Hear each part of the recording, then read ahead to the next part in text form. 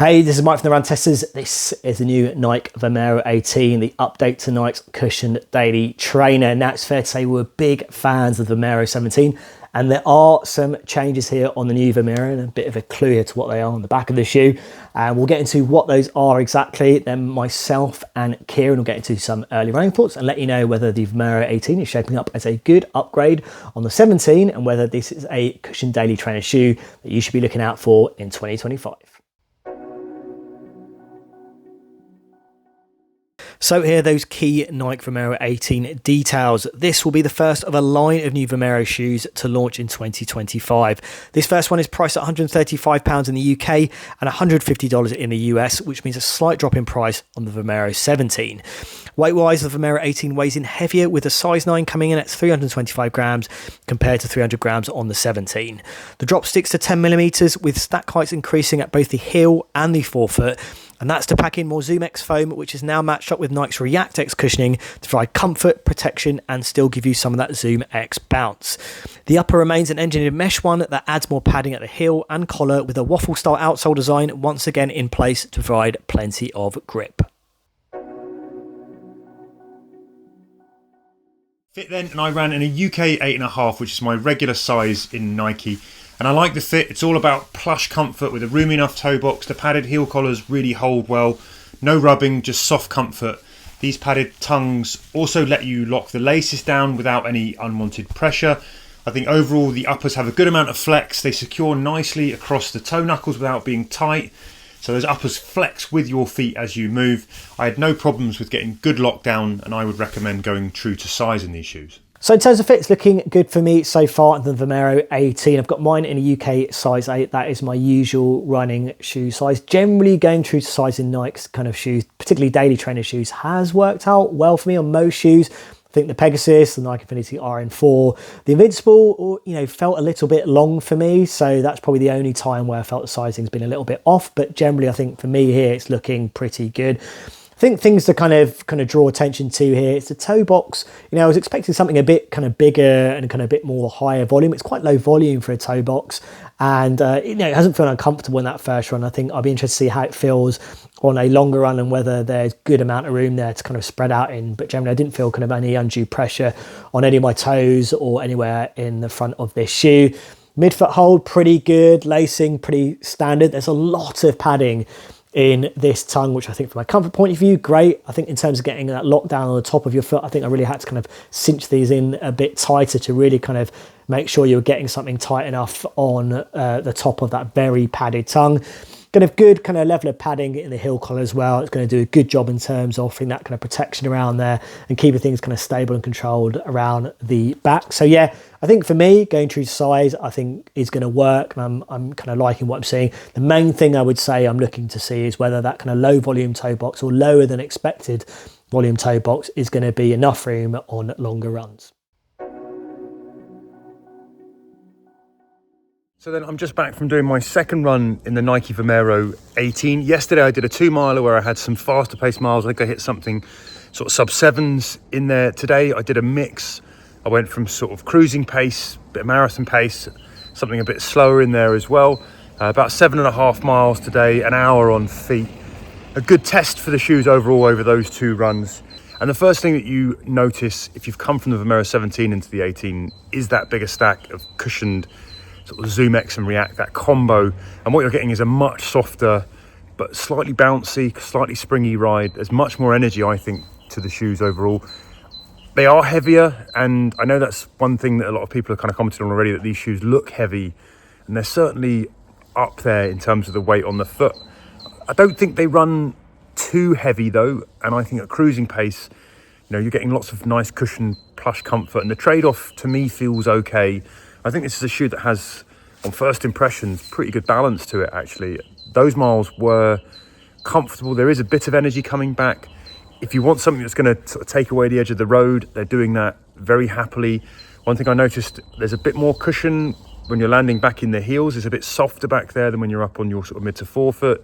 That's when also I found that the rocker kicked in a bit more, and there was a bit more kind of energy in the transitions when I was landing further back. When I'm up on my mid to forefoot, wasn't so much. They felt a little bit flatter there. When you first put the shoes on, actually, you can feel that there's quite a big kind of rocker into the forefoot. You could sort of feel the curvature a little bit. But overall, I think they've been kind of nice and comfortable on the feet. I think the uppers are maybe where there's a bit of heaviness, so they are quite thick, the uppers. And I think there's going to be a warmth to these shoes if you're running in kind of really hot temperatures. But again, what you're getting as a sort of trade-off for that is that you get nicely cocooned. They feel nice and plush. They are comfortable. Lots of flex in the toe box, lots of wiggle room, sort of soft footbed. Yeah, everything feels, you know, really nice and kind of swaddled. So if you like that feeling, that sensation on the foot, I think this is going to be a shoe that you might enjoy.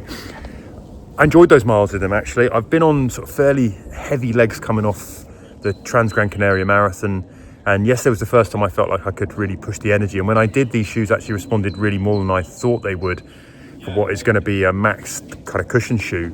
They actually gave me more back.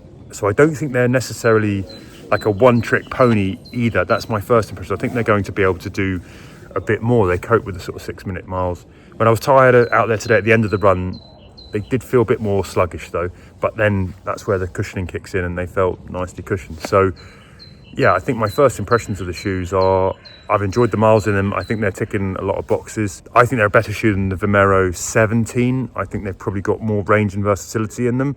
I think a lot of people are probably going to like the extra cushioning on the platform. First impressions after that have been pretty positive. Another thing I've just thought of as I'm just walking back, I've forgotten to mention, I haven't measured the platform compared to some of the bigger stack shoes that we've got, the other ones, but I think a lot of the high stack shoes now offset that big stack in the forefoot with this big wide platform. Sometimes that can feel a bit clumpy and a bit clunky, and it adds like a bit of heftiness to the shoe in terms of the way they feel on the foot. With the Vomero 18, they've still sort of stuck to, I think, what is quite a narrow platform. It's a bit more precision, and I think that helps with them feeling a little bit more nimble when you start to pick up the pace. So I think it's a really interesting thing, particularly in such a big stack shoe. I guess normally you would go with a wider platform to add stability, but I don't think these felt unstable at all in those runs. I think they felt nicely controlled with that cushion. So yeah, that's another interesting observation. I'm going to be really interested to see how they work out when you start to sort of push the pace for longer stretches, or maybe even take them for 90 minutes, when you get into that 90-minute, 2-hour sort of spot of a shoe that, when it's supposed to be a max cushion shoe for long easy, that's when you want to know really how it feels towards the end of that. So we'll do that in testing for the review. So into that first run, now I've actually had the Vomero 18 in for a few days, and I was weighing up using it for my long Sunday run. Now that was a very race pace focus long run, and what I ended up doing was actually trialing the shoe that I'm potentially wanting to race in for the half marathon that I'm training for. And with new shoes, I kind of like to ease myself in, so I decided to reserve the Vomero 18 for another run, which was today.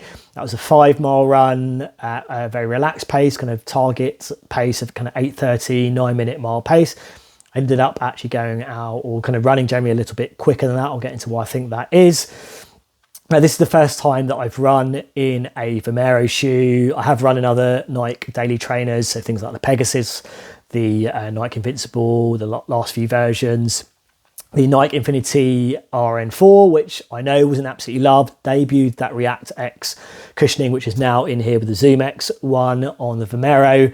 I didn't mind that shoe. I know it wasn't a kind of universally loved. I kind of found it quite comfortable, but some found that the midsole a bit dull, and maybe on its own probably didn't work as well. And particularly look at the ZoomX foam, which is probably the standout cushioning technology that Nike has, probably didn't kind of match up to that. So seeing how it can combined with the ZoomX works on the Vomero, I think it was definitely something that was of interest here. Now, as I said, I plan to go out kind of 8:30, 9-minute mile pace. I think I ended up going a little bit quicker than that, kind of 8:10, 8:15. It was, I think mainly down to the fact that it's quite a lively shoe. That ZoomX foam, you really do notice it, that bounciness, that kind of high rebound you get from the ZoomX foam, which I do think is tempered, not so much by the ReactX kind of cushioning, which I think kind of softens the kind of feel of the Vomero underfoot. I think it's more to do with the outsole, which there's a lot of rubber here. It feels quite broad in terms of how it sits below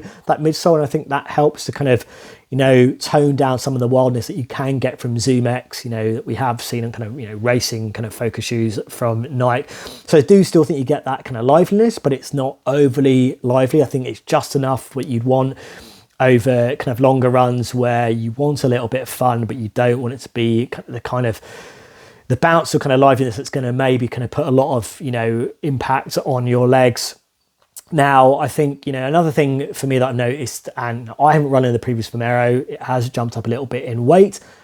That shift in weight, I think, or the way it sits at, reminds me a lot of my time in the Brooks Glycerin Max, where I think, I would have liked that shoe to be a little bit lighter, but I do think it has a touch of versatility, mainly because the way that cushioning technology works in the Glycerin Max, I feel has similar traits to the Vomero 18, where you're getting that kind of lively bounce.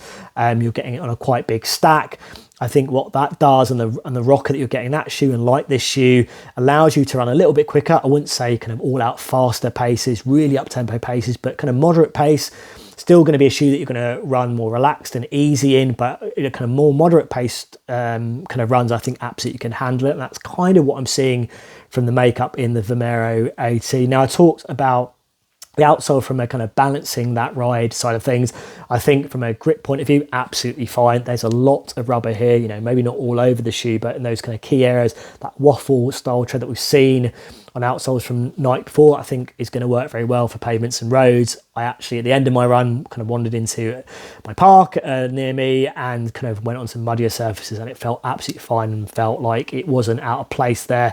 And I felt like this could handle some lighter kind of trail stuff as well. So yeah, I'm liking what I'm seeing with the Vomero 18 so far. I like the ride. The key for me was how it's going to handle over those longer runs, whether it can maintain that and still feel comfortable to do that.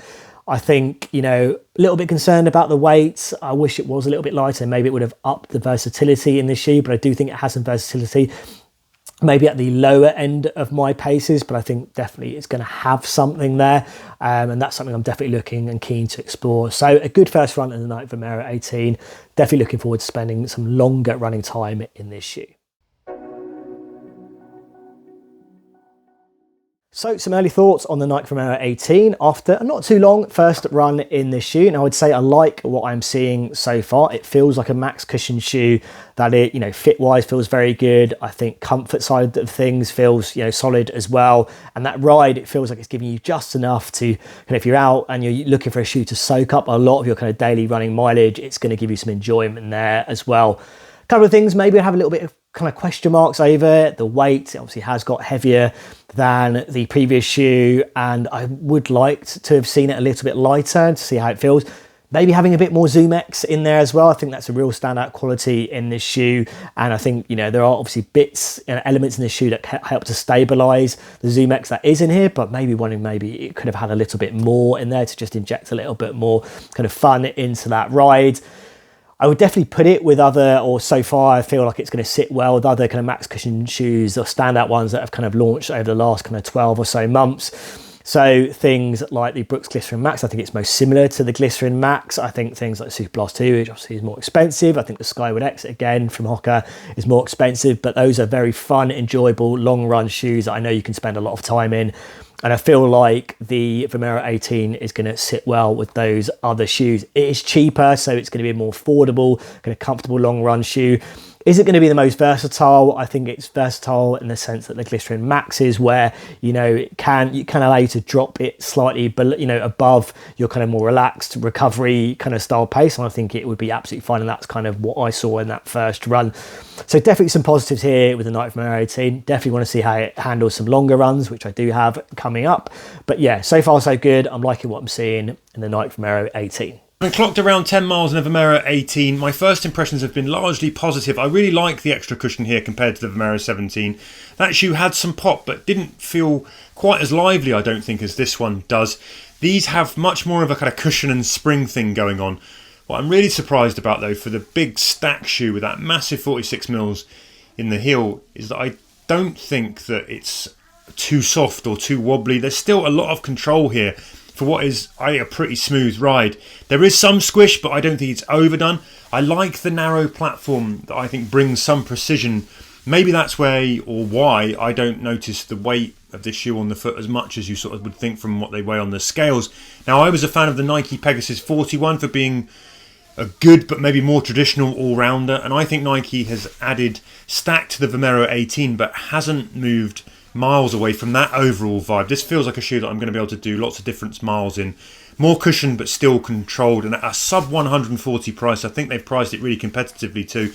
It's the early days in testing. Obviously 2 runs do not make a verdict, But from those 2 runs, I'm getting good early signs of a good all-rounder here. I also think it beats a lot of shoes in the looks department too. Okay, so there you have it, some early thoughts on the Nike Vomero 18. Now we are still testing away with the shoe, and while we're doing that, if you've got any questions about the Vomero, other shoes you desperately want to see it compared to, then do let us know. As always, like and subscribe, hit that little bell to find out about our latest videos, and yeah, we'll see you for the next Run Testers video.